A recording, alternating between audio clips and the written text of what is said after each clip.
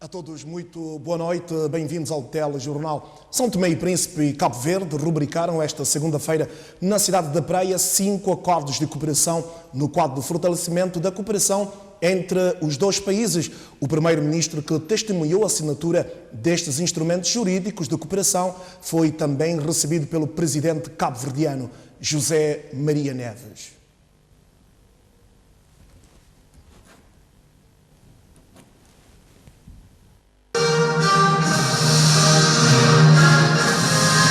Antes do arranque da visita oficial a Cabo Verde, devido à agenda apertada, o primeiro-ministro aproveitou este domingo para se reunir com a comunidade santomense. Foi um encontro de auscultação e de reflexão sobre vários problemas que enfrentam a comunidade de mais de 4.000 pessoas. A Associação dos Santomenses em Cabo Verde considera que o nosso maior desafio tem sido a identificação e a aproximação de cada santomense residente nas ilhas e, concomitantemente, na integração e participação dos mesmos nas atividades promovidas pela ASTP. Senhor Primeiro-Ministro, de acordo com a informação do INE de Cabo Verde, somos mais de 4.000 santomenses residentes em Cabo Verde, neste particular, e espalhados pelas ilhas. Porém, é de conhecimento de todos que o último recenseamento eleitoral identificou apenas 481 santomenses elegíveis ao processo. A missão diplomática em Cabo Verde, que não tem tido mãos a medir para resolver inúmeras dificuldades que atravessa a comunidade, viu com bom agrado a decisão do governo cabo-verdiano de regularizar de forma extraordinária os imigrantes residentes no país. Eu estou muito satisfeito com, e certamente a própria comunidade estará, com a decisão que o governo de Cabo Verde tomou recentemente, que é a regularização extraordinária de todos os cidadãos da CPLP, da CDAO e outras nacionalidades. Esta é uma decisão que vem, de certo modo, fazer com que a nossa comunidade ultrapasse uma das preocupações que tinham quando eu cheguei em Cabo Verde, que era a questão da autorização da residência. Era uma dor de cabeça para os santomenses que escolheram Cabo Verde para residir. O primeiro-ministro, que se fez acompanhar de toda a delegação ministerial, saudou desta forma os santomenses residentes em Cabo Verde. Enhos, Emodi, está tudo direito.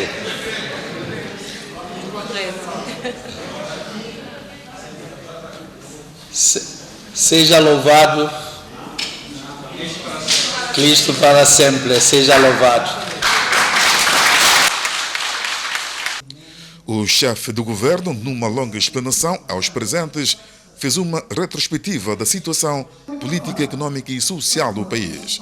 Jorge Bom Jesus falou das ações já desenvolvidas ao longo desses anos pelo seu governo e mostrou-se esperançado num futuro melhor. Nós temos que continuar a organizar o país, a estimular os santomenses para se perceber que, em primeiro lugar, portanto, nós, os santomenses, temos que assumir os nossos destinos com as nossas próprias mãos e as cooperações não são senão um complemento do nosso esforço.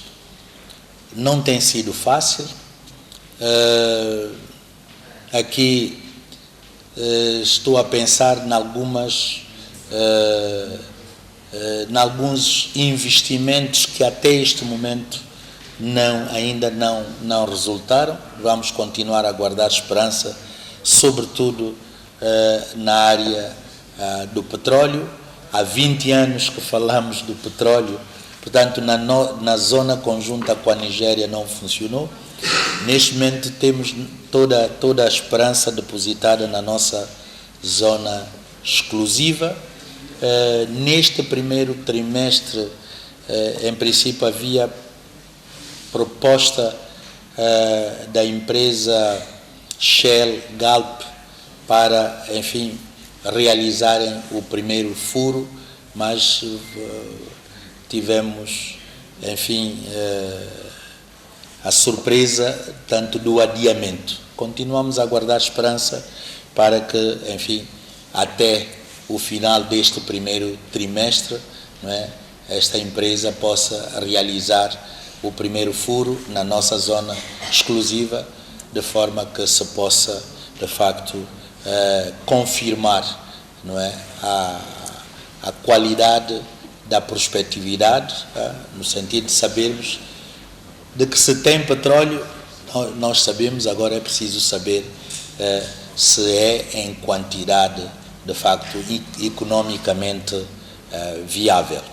Primeiro-Ministro e comunidade de São Tomé em Cabo Verde, num longo encontro de auscultação, de forma a encontrar soluções para os problemas desses cidadãos nacionais.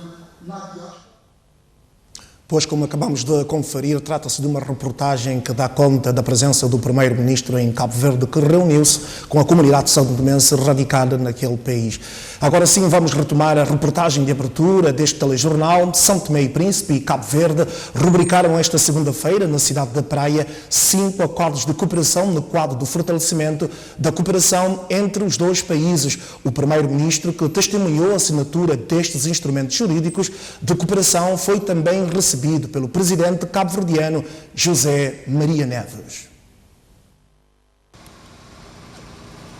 A visita oficial do primeiro-ministro Jorge Bom Jesus a Cabo Verde iniciou com a deslocação ao Palácio do Governo, onde foi recebido pelo seu homólogo cabo-verdiano Ulisses Correia e Silva. Jorge Bom Jesus iniciava assim a sua primeira visita oficial a convite do chefe do governo cabo-verdiano, com vista a reforçar a cooperação bilateral entre os dois países. Mas antes disso, a delegação ministerial dos dois países havia reunido no Ministério dos Negócios Estrangeiros em comissão mista, 15 anos depois da realização da primeira reunião estratégica dos dois Estados. Na presença dos dois primeiros-ministros foram rubricados o processo verbal e 5 instrumentos jurídicos no âmbito da comissão mista. No processo verbal da segunda comissão mista intergovernamental, foi assinado pela ministra dos Negócios Estrangeiros, Cooperação e Comunidades, Edith Tenjua, e o seu homólogo cabo-verdiano, Rui Alberto. Os dois ministros também rubricaram o protocolo de cooperação no domínio da gestão concertada das comunidades residentes e desenvolvimento solidário. Já a ministra da Educação e do Ensino Superior, Julieta Rodrigues, e o seu homólogo cabo-verdiano assinaram um protocolo de cooperação em matéria da educação. A ministra Edith Tenjua e o chefe da diplomacia cabo-verdiana voltaram a rubricar o acordo de cooperação no setor de turismo e o acordo de cooperação no domínio da agricultura. Enquanto que o ministro da Presidência do Conselho de Ministros, Assuntos Parlamentares e Novas Tecnologias, Wando Castro, e o secretário de Estado da Economia Digital assinaram o acordo de cooperação no setor de novas tecnologias e economia digital. Depois da assinatura do processo verbal e 5 instrumentos jurídicos, os dois primeiros-ministros deram uma conferência de imprensa. Auguramos que esta comissão mista seja, de facto, um recomeço de relações muito mais fortes, de relações muito mais estreitas, e os acordos dão corpo a esta intenção. Desde logo, o ensino superior e a formação profissional, um processo que tem estado a fazer o seu caminho relativamente a estudantes de São Tomé e Príncipe, e muitos deles também descendentes de cabo-verdianos, possam ter acesso às universidades e instituições de ensino superior aqui em Cabo Verde. A formação profissional tem sido também uma realidade na Escola de Hotelaria de Turismo, no CERMI, no IFP.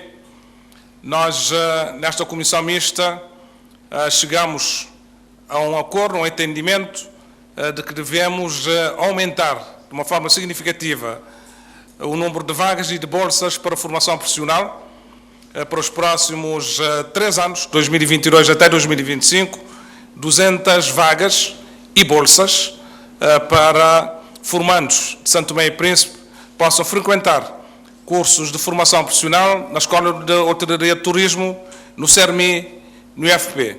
Eu tenho, portanto, muitas esperanças, muitas expectativas nesses documentos que foram aqui assinados. Mais do que a assinatura de documentos, mais do que essas relações institucionais, portanto, nós queremos, enfim, transformar tudo isso em ativos reais que possam servir, portanto, aos nossos povos e países. Portanto, é um momento também de reforço das nossas relações, a necessidade de concertação político ou diplomática. Portanto, nós temos vozes, como foi aqui dito pelo Primeiro-Ministro, além dos espaços separados em que cada um se encontra. Portanto, há espaços comuns, como o caso da União Africana, a CPLP que foi aqui já referenciada, portanto o Fórum PALOP, o Fórum Macau, enfim, portanto há essa necessidade de facto de nós, de haver, portanto, alinhamentos para que, enfim, as nossas vozes e as nossas reivindicações possam ser mais sonantes e audíveis. Portanto, ao nível desta cooperação bilateral, vamos continuar a trabalhar, a estreitar o nosso relacionamento.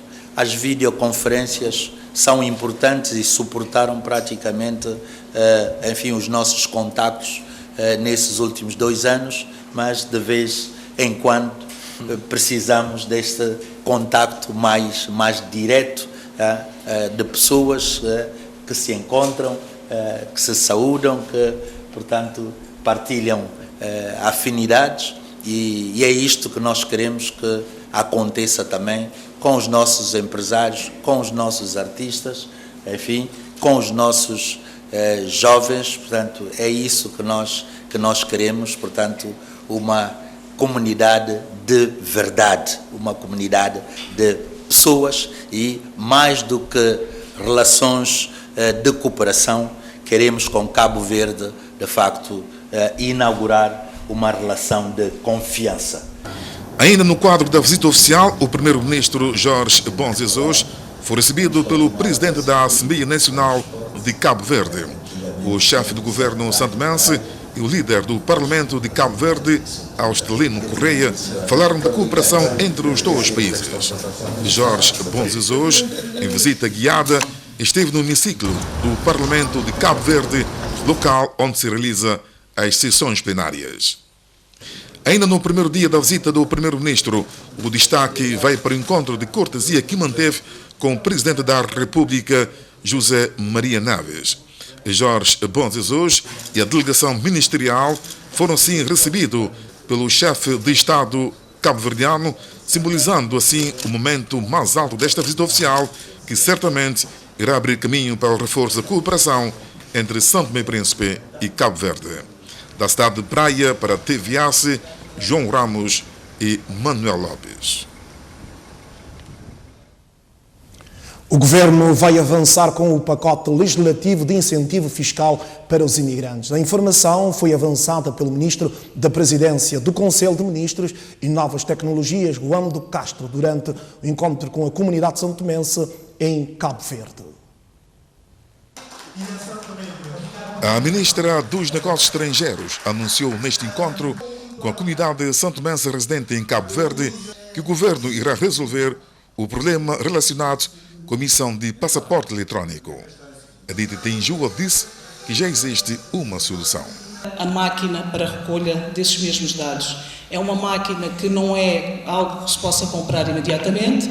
ela tem que ser requisitada a nível do Ministério da Defesa, da Imprensa Nacional da Casa da Moeda em Portugal, e neste momento nós já encomendamos e a máquina está paga. Devo dizer que é um equipamento que não é barato, estamos a falar de um investimento de cerca de 88 mil euros, e esta máquina já deveria neste momento estar disponível. Infelizmente, por causa do conflito entre a Rússia e a Ucrânia, como sabem, a máquina foi codificada, portanto, na Alemanha, e então há um atraso neste momento.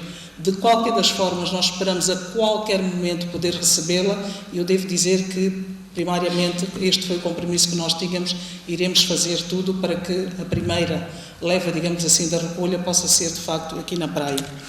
Enquanto isso, o ministro Ando Castro, que coordena a política governativa, prometeu incentivo fiscal aos imigrantes.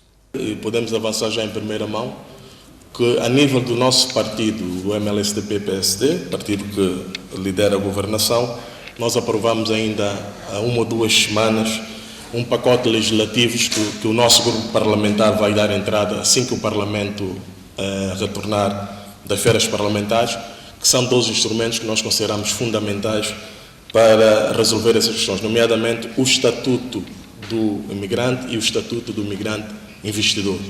O ministro da Presidência do Conselho de Ministros, assuntos parlamentares e novas tecnologias, garantiu maior flexibilidade alfandegária aos imigrantes.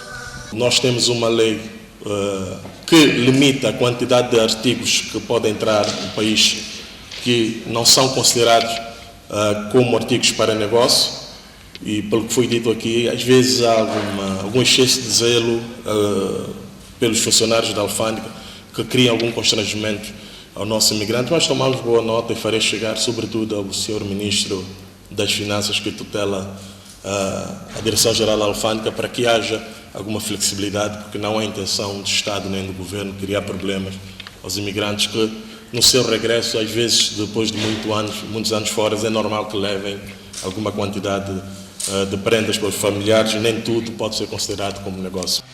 Obras de reabilitação da estrada da Zona Sul da ilha de Santo Tomé também foi destacada. A questão da estrada para o Sul, informar que já a nível do INAI, que é o Instituto Nacional de Estradas, já foi lançado o concurso para a reparação desta estrada, e vamos acreditar que ainda este ano começarão as obras. Numa primeira fase, nós tínhamos tentado negociar com o Grupo Pestana, que explorava o Ilhéu das Rolas, e tinha também algum interesse que essa estrada fosse melhorada, sobretudo a partir de Monte Mário, e tentámos ver aqui uma possibilidade de encontro de contas, mas não foi efetivado. Mas agora o Governo já lançou o concurso, eu espero que ainda a breve conseguimos finalizar este processo para que este trecho de estrada que vai de Montamário até Porto Alegre possa então ser reabilitado. Apoio ao setor privado também garantiu o ministro Ando Castro a comunidade de Santo Mense em Cabo Verde constituir outra aposta do Governo. Mais pormenores sobre o encontro entre o Primeiro-Ministro e a comunidade de São Tomense residente em Cabo Verde, depois do telejornal, um espaço em destaque com declarações dos nossos imigrantes que enviaram mensagens aos seus familiares. 10 comunidades do distrito de Água Grande serão alvo da campanha de tratamento em massa para a eliminação do paludismo. O lançamento da campanha iniciou esta segunda-feira na localidade de Oclo de Areia, uma das comunidades mais afetadas pelo paludismo. No país, o paludismo continua a ser um importante problema de saúde pública, apesar das baixas taxas de prevalência registradas nos últimos anos.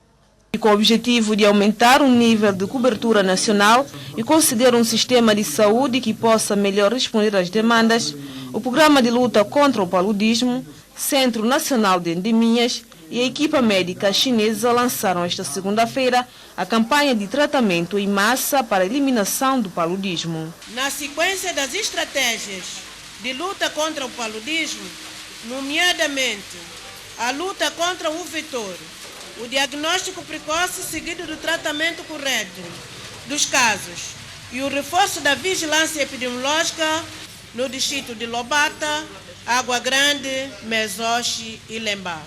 Campanha de tratamento em massa de paludismo que será realizada em 10 localidades do distrito de Água Grande. O tratamento em massa servirá para tratar a população que vive nas comunidades mais afetadas pela doença, excluindo mulheres grávidas, aquelas que estão a amamentar bebês e crianças menores de 6 meses.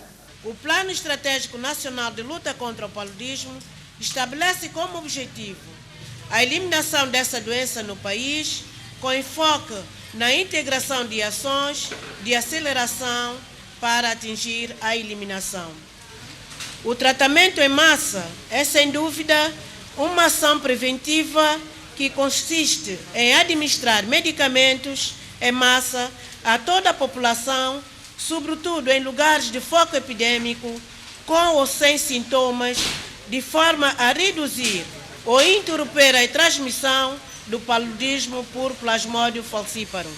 Artemisina e piperaquina são os medicamentos disponíveis para o tratamento da população contra o paludismo.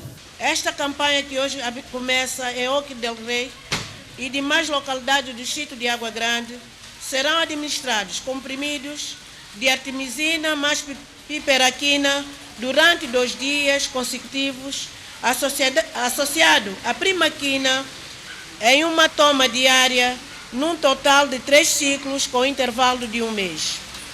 O total engajamento de todos os técnicos na implementação desta atividade é, sem dúvida, uma condição essencial para o bom êxito da campanha e ajudará na persecução do objetivo do país em atingir a eliminação do paludismo em 2025. Com a ajuda da equipa médica chinesa, as autoridades nacionais têm conseguido tratar vários casos de paludismo.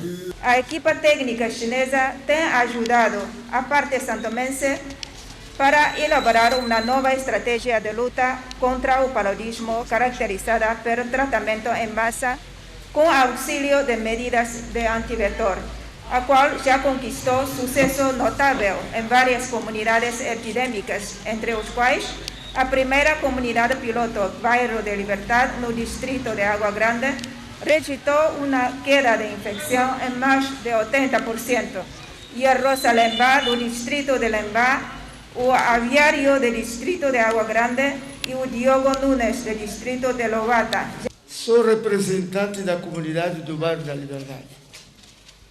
Bairro condenado pelo paludismo.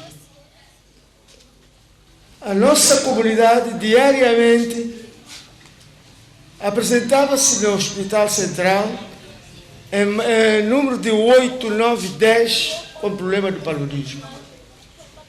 Mas isso foi constante. As estatísticas que nós temos, em 2018, nós tínhamos 336 casos de paludismo por ano. Isso foi a estatística que nós detectamos em 2018. E em 2019, assim que iniciamos o tratamento em massa, com essa equipa gigante da CNE, nós combatemos, estamos continuando a combater. O resultado de 2019 é de 336, reduzimos para 30. Isso indica que foi uma luta forte e pesada. E nós, em 2020, 2021, temos mantido essa estatística de diminuição. Por isso, gostaria de aproveitar esta sublime ocasião para apelar a toda a população para aderir em massa a esta campanha, colaborando com os técnicos que irão passar de casa em casa para a testagem e administração dos medicamentos. O tratamento em massa do paludismo será feito nas comunidades de Oque del Rei, Boa Morte, Ponte Graça, Fundação Popular, dentre outras.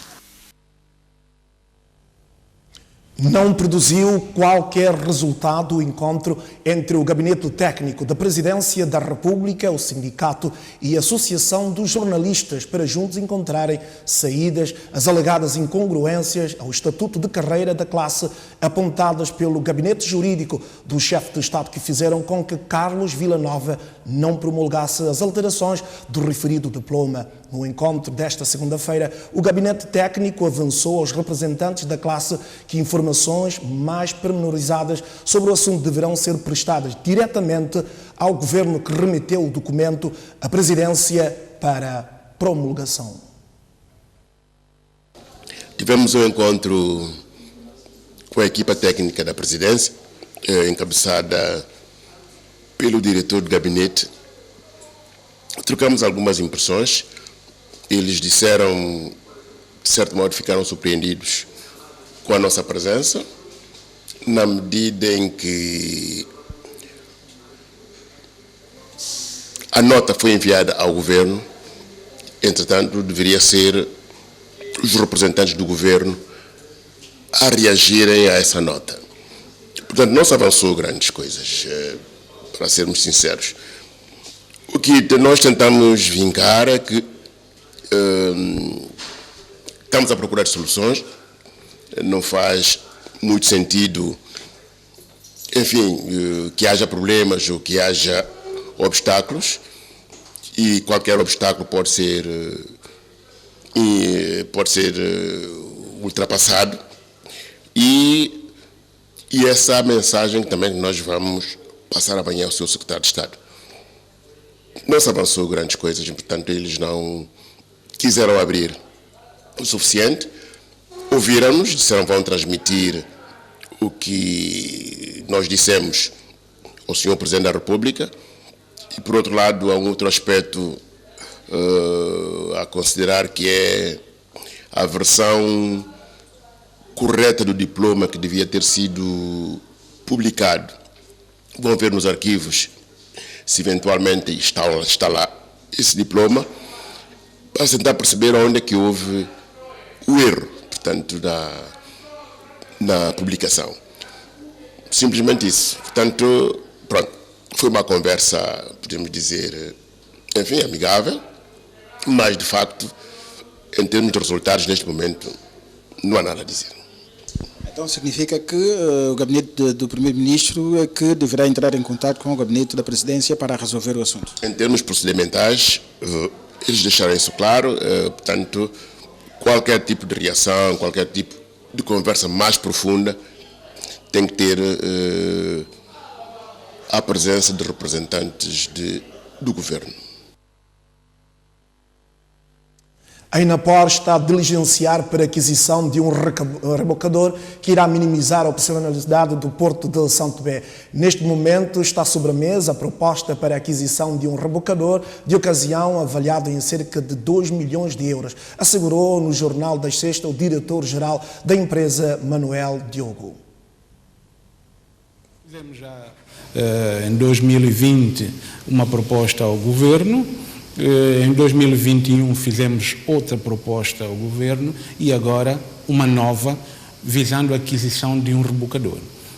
Claro que em 2021 o Governo não deu a luz verde para essa aquisição, o que não dependia, podemos assim dizer, do Governo, pois que estamos confinados a uns programas, ora do FMI ou do Banco Mundial, que impede o Governo ou as instituições públicas de contraírem novos empréstimos.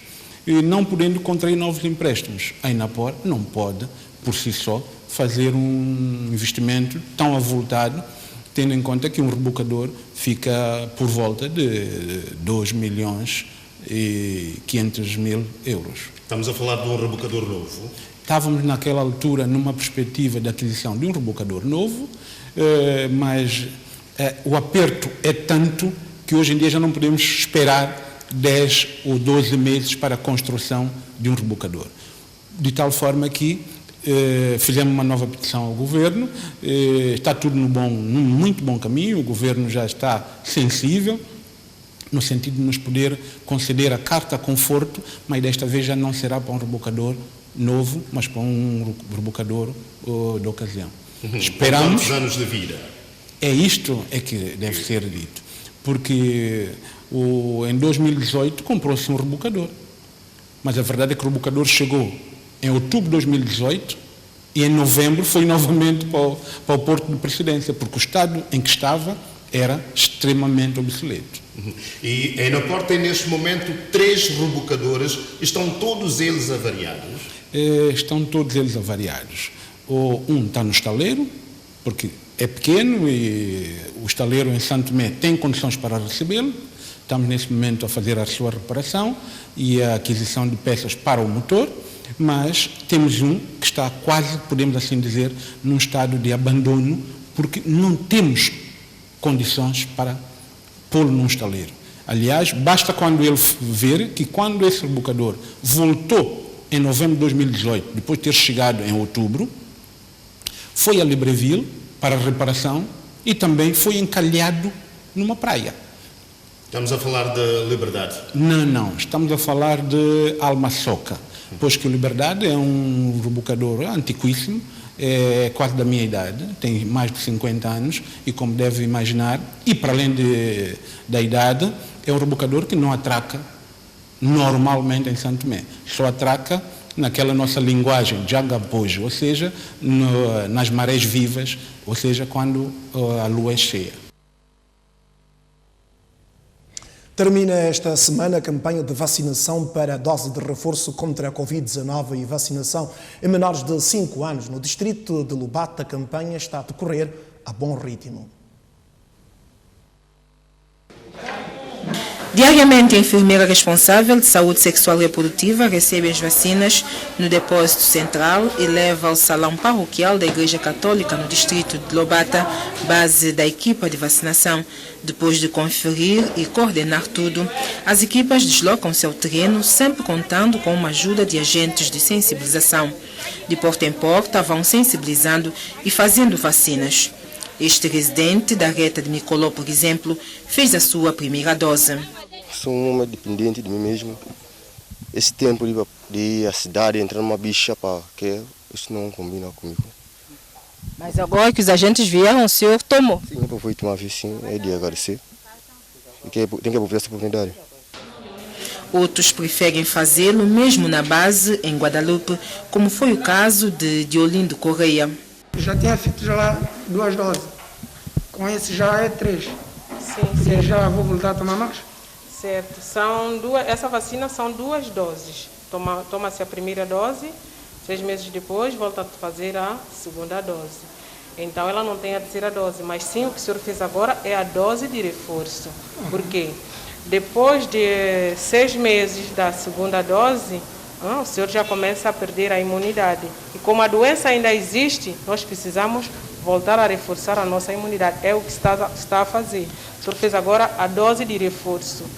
O senhor agora não deve emplasticar o cartão, mas sim deve proteger bem, do jeito que está, porque pode haver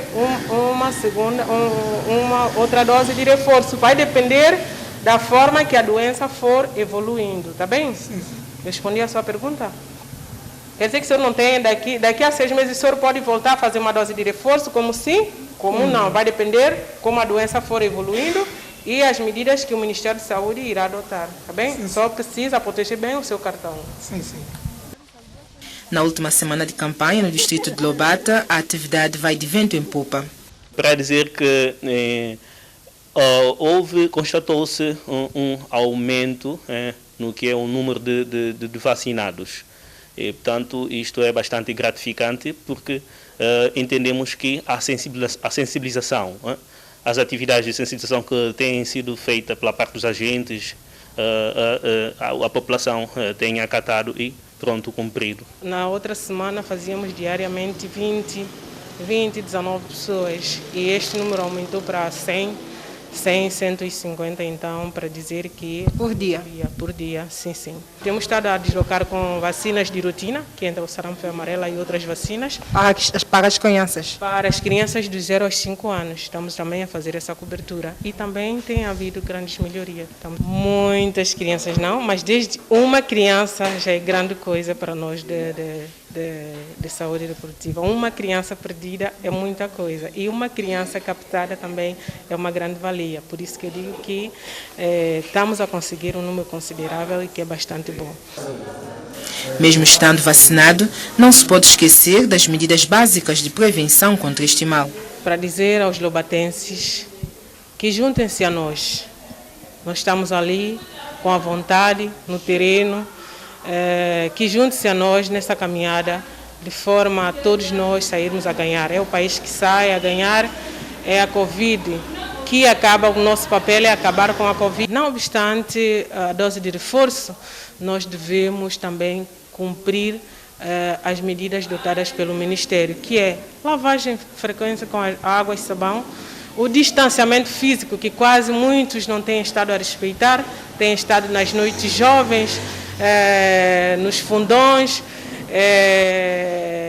também nos bares, que o distanciamento físico também é importante e também o uso frequente das máscaras. Se estiver protegido, terá menos probabilidade de infectar outras pessoas. Vacine-se. A organização humanitária da Bélgica, a STP Friend e a HELP estão a prestar ajuda médica no centro hospitalar. A missão está no país há 2 semanas e já realizou várias consultas e cirurgias. A missão da ajuda médica está composta por 12 médicos especialistas. São médicos especialistas em ginecologia, urologia, dentista e cirurgia gastrointestinal. Estes médicos estão no país desde a semana passada a prestar ajuda ao Centro Hospitalar de São Tomé e Príncipe. So we are now here for the 4th mission of the Belgian team. Estamos aqui numa 4ª missão médica belga. A nossa equipe é composta por 2 ONGs, STP Friends e HELP. Portanto, esta é a 4ª vez que cá estamos. Viemos na semana passada com uma vasta equipa médica. Estamos aqui durante estes dias para medicar e tratar dos doentes e fazer tudo o que for necessário em 2 semanas. Desde a primeira vez que viemos cá, que percebemos que havia coisa a aprender neste país. Há questões como a maneira de ser e de pensar das pessoas, coisas que precisávamos de conhecer. Aqui no bloco operatório, no centro hospitalar, mais de 50 pessoas já conseguiram ser operadas do seu problema de saúde. Nos serviços de dentição, vários pacientes vindos de diversas partes do país estão a ser atendidos. Eu sou da Bélgica, sou dentista há 35 anos com muita experiência. O nível de procura deste serviço aqui é grande. Há muita gente à procura de ajuda para livrar-se das dores de dente. É alguma coisa totalmente diferente e razão pela qual estou feliz por ter vindo aqui. Não é a primeira vez, já estive cá há 3 anos atrás. Estou nessa missão há cerca de 15 anos. Já estive na Etiópia, Madagascar e agora em São Tomé e é sempre a mesma coisa. A maior dificuldade aqui tem a ver com a comunicação, mas há também situações em que nos faltam alguns materiais ou produtos. A equipa médica da ONG STP Friends, que está no país desde a semana passada, vai deixar São Tomé e Príncipe no próximo sábado. Elsa Garrido foi reeleita presidente do Partido Verde. A sua reeleição aconteceu este domingo no Congresso Eletivo do partido realizado na cidade de Neves. A cidade de Neves foi o palco escolhido este domingo pelo Partido Verde para a realização do seu 3º Congresso Extraordinário e Eletivo. E neste Congresso, Elsa Garrido foi reeleita por aclamação com 95% de votos. Garrido ganhou mais uma vez a confiança dos seus congressistas para a liderança do partido quando se avizinha os desafios eleitorais. Pouco importa o que tiver que acontecer, o Partido Verde conta na cena política santomense. Portanto, hoje sinto-me extremamente feliz enquanto presidente e também candidata, não é, a minha própria associação, apesar de não ter um challenger, não apareceu outra candidatura para ter aquele embate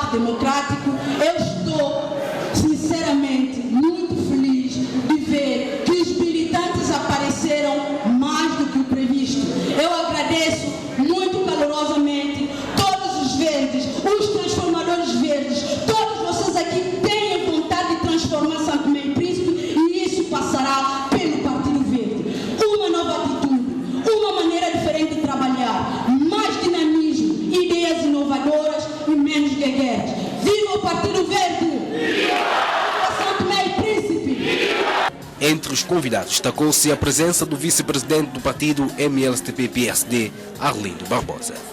Do nosso lado, enquanto MLSTP, estaremos abertos para que juntos construamos o destino de desenvolvimento de Santo Tomé e Príncipe. Para terminar, desejo sucesso a este congresso e, para além da presença da MLSTP, eu, como sou filho desse distrito, fiz questão de dar pessoalmente presente. Por razões da agenda, o presidente da MLSTP não faz se apresentar. As nossas palavras são palavras de encorajamento e de sucesso ao Partido Verde, por realização de mais um processo democrático que é o terceiro Congresso. Partido Verde elege nova direção e prepara as bases para os próximos embates eleitorais. Na região autónoma do Príncipe, uma mãe aceita dinheiro de um indivíduo para que o mesmo abusasse sexualmente da sua filha. Este caso domina o balanço policial desta segunda-feira. Este final de semana, a Polícia Nacional, no geral, registrou um total de 76 ocorrências criminais. Houve um aumento de cerca de 12 ocorrências comparativamente com o final de semana anterior. Em termos de crimes que mais foram registrados pela polícia, 20 ocorrências de crime de violência doméstica, igual número do final de semana anterior. Em termos de crimes de ofensas corporais, houve um aumento de 6 ocorrências, foram registrados este final de semana 12 ocorrências. E para crimes contra o património, temos 7 ocorrências de crime de furto, com menos 6, e para crimes de abuso de confiança foram 6 ocorrências, igual ao final de semana anterior. Temos na região autónoma do Príncipe uma situação de abuso sexual de pessoas com incapacidade de resistência, portanto, uma situação em que a mãe e um indivíduo de 38 anos que pagou a mãe para abusar sexualmente de uma jovem portadora de deficiência. Portanto, esta situação aconteceu na região autónoma do Príncipe e a polícia já tomou as devidas ações, onde a mãe e o indivíduo suspeito encontram-se já detidos para serem entregues às autoridades judiciais. É o final, para si em especial, boa noite.